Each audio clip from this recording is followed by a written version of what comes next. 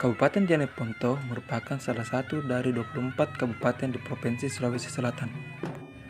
Apabila dilihat bentang alamnya, wilayah Kabupaten Jeneponto terdiri dari daerah dataran yang terletak pada bagian tengah dan daerah perbukitan yang terletak pada bagian utara, serta kawasan pantai di sebelah selatan.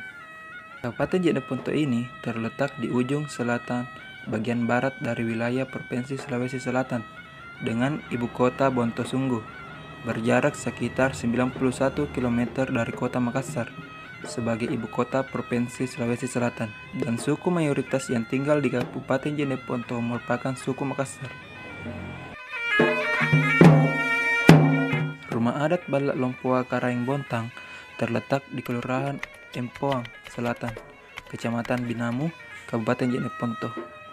Pemilik rumah adat ini adalah Mak Gau Daeng Sangu yang bergelar Karaeng Cak di Bontang, yang merupakan Raja Binamu ke-20. Ia diangkat menjadi raja pada tahun 1923.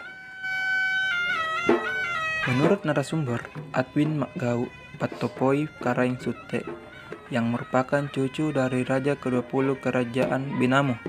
Kerajaan Binamu ini merupakan kerajaan terbesar dari 4 kerajaan yang pernah ada di Jeneponto.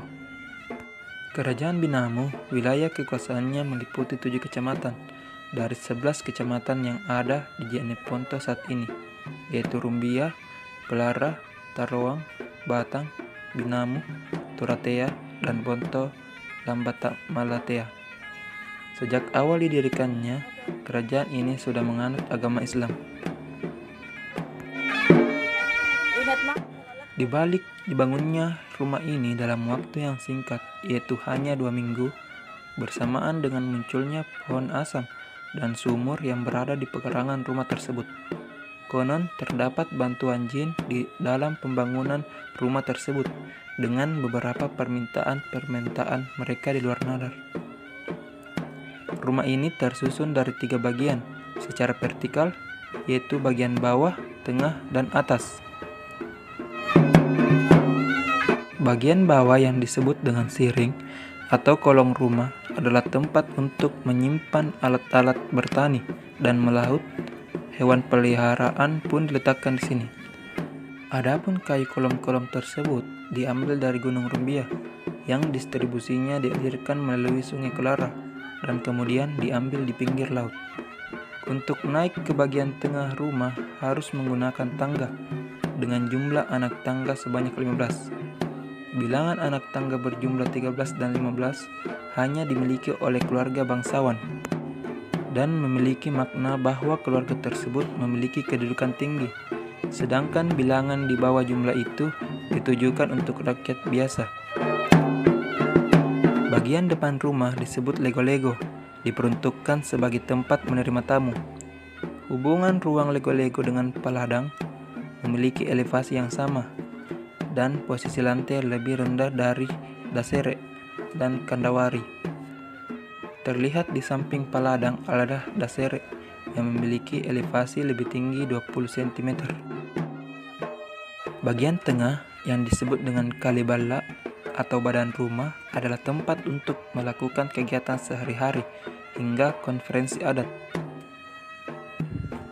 Bagian rumah kandawari yang merupakan singgasana raja. Bagian ini memiliki elevasi tertinggi dari semua lantai di Kalibala, yaitu 50 cm dari dasere, dan dengan bentuk struktur yang menggantung. Bagian atas yang disebut dengan pemakang atau loteng digunakan untuk menyimpan hasil panen dan benda-benda pusaka. Mempunyai 3 tongkok sila yang mempunyai makna rumah bangsawan. Jika bukan bangsawan, hanya memiliki 2 tongkok sila atau tidak ada sama sekali. Dahulu, bahan atap menggunakan bahan nipah. Setelah mengalami modernisasi, barulah diganti menjadi atap genteng aluminium. Untuk naik ke atas pemakang atau loteng, harus menggunakan tangga. Selain tempat menyimpan benda-benda pusaka dan hasil panen, di loteng tersebut juga terdapat tempat tidur yang disiapkan khusus untuk roh-roh makhluk halus. Ketika keturunan raja ingin melakukan pesta, maka mereka wajib naik ke pemakang terlebih dahulu untuk meminta izin dan mengambil pangajaya atau sejenis air minum yang telah dimantrai dan diminum oleh keturunan raja untuk menghindari kejadian yang tidak diinginkan. Denah dari Balak Lompoaka Rembontang ini, yang pertama yaitu Lego-Lego, yang atau saat ini difungsikan sebagai tempat menerima tamu.